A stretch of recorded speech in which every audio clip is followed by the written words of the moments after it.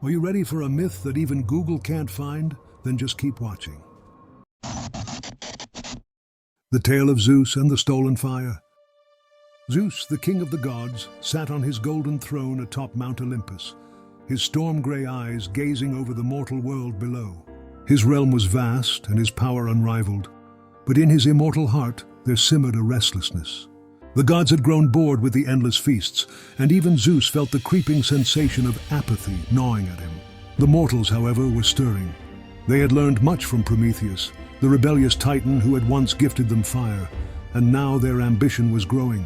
As Zeus leaned back, contemplating the balance between gods and mortals, a whisper caught his attention, a whisper from deep in the underworld.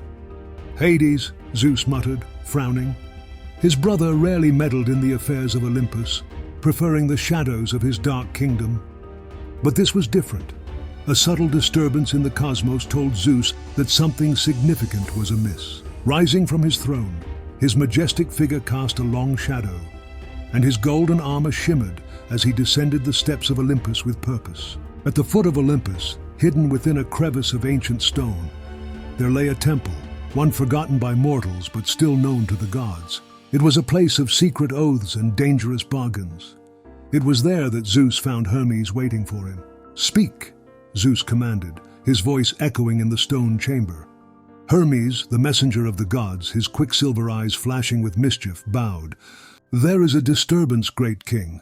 The mortals have begun to dream of something greater. They seek not just fire, but the secret of immortality." Zeus's brow furrowed. "Who dares plant such dangerous thoughts?" Hermes hesitated. "It is unclear, but whispers speak of a hidden ally, one who moves between the shadows of the underworld and the world above.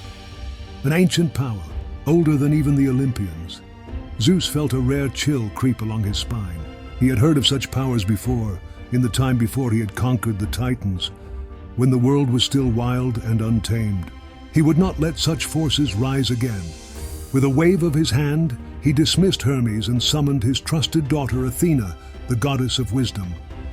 Athena appeared before him, her gray eyes as sharp as ever, her armor gleaming with an ethereal light. "What troubles you, father?"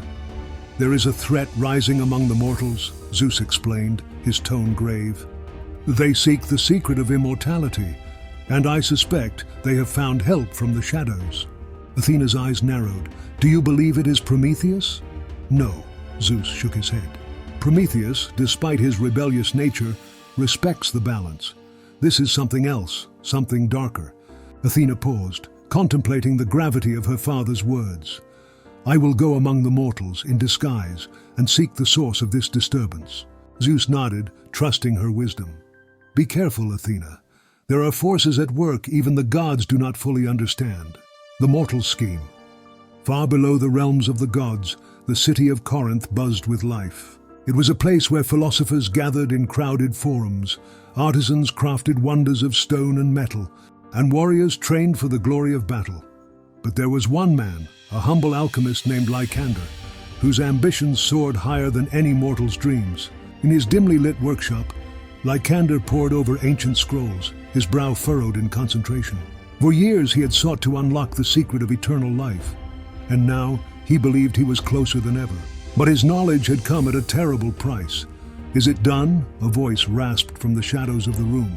Lycander turned to see a figure shrouded in darkness, its form barely human.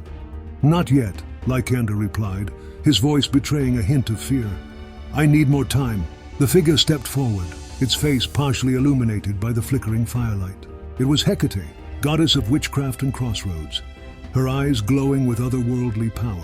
"Time is running out, mortal. The gods will not remain blind to your ambitions much longer." Lycander's hands trembled, but he nodded. "I understand, but to perfect the elixir, I need a final ingredient, something divine." Hecate's lips curled into a sinister smile. "I will help you, but in return, you will owe me a debt, one that must be paid, no matter the cost." Lycander swallowed hard, but his thirst for knowledge was greater than his fear. "Agreed." With a wave of her hand, Hecate conjured a small vial filled with a shimmering liquid. "This," she said, "is the blood of a god stolen from the underworld. Use it wisely." Lycander stared at the vial in awe, knowing that he now held the key to immortality. But as he reached for it, a sudden gust of wind swept through the room, extinguishing the fire. Lycander spun around, his heart racing, but there was no one there. "Someone watches?" Hecate hissed. "The gods have noticed." Athena's discovery. In the guise of a mortal woman, Athena walked the streets of Corinth. Her keen eyes observed the subtle changes in the people's behavior, their whispered conversations, their furtive glances, and the growing sense of unrest. It did not take her long to discover Lycander's workshop and the dark power that lingered there. But what disturbed her most was the presence of Hecate. The goddess of witchcraft was dangerous, her allegiances shifting like the tides. If Hecate was involved, then this was more than just a mortal's ambition. There was a larger plan at play, one that threatened the delicate balance between the gods and mortals.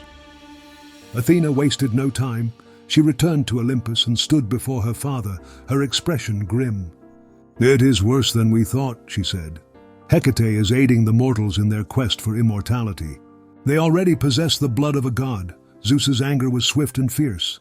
"Hecate," he growled, his voice shaking the heavens. "I should have known." Athena placed a hand on his arm. "We must act carefully, father. If we strike too soon, we risk revealing our hand.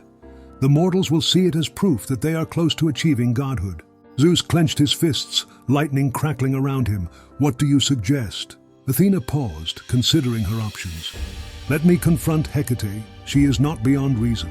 And if she refuses to abandon this scheme, we can take more drastic measures." Reluctantly, Zeus agreed, though his patience was wearing thin. The last time the gods had meddled so directly in mortal affairs, it had led to war. And Zeus knew that such a conflict would be disastrous for both realms. The confrontation. Athena found Hecate at a crossroads, where the realms of the living and the dead met.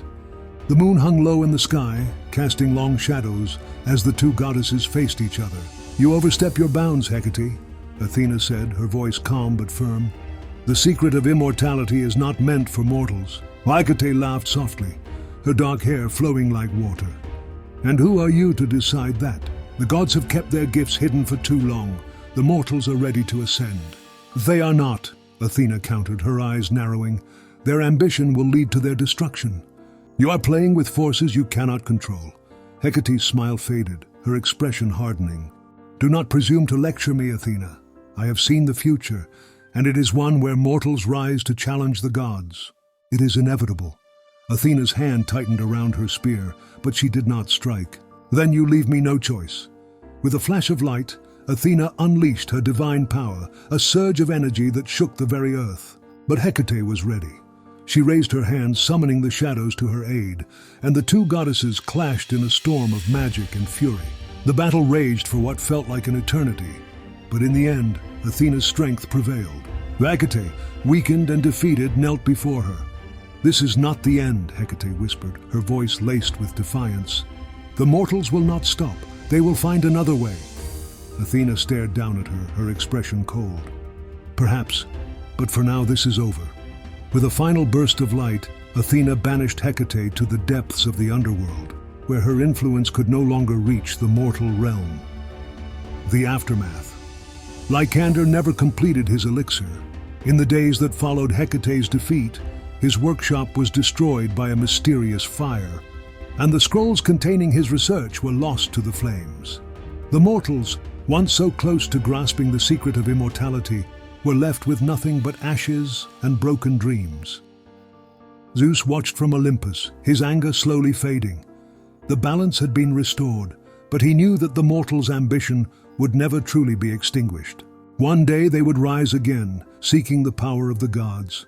But for now the world was safe, and Zeus could rest, knowing that the throne of Olympus remained secure for the time being. Thank you for your time. If you want to see more tales that have never been spoken before, then just watch the next video.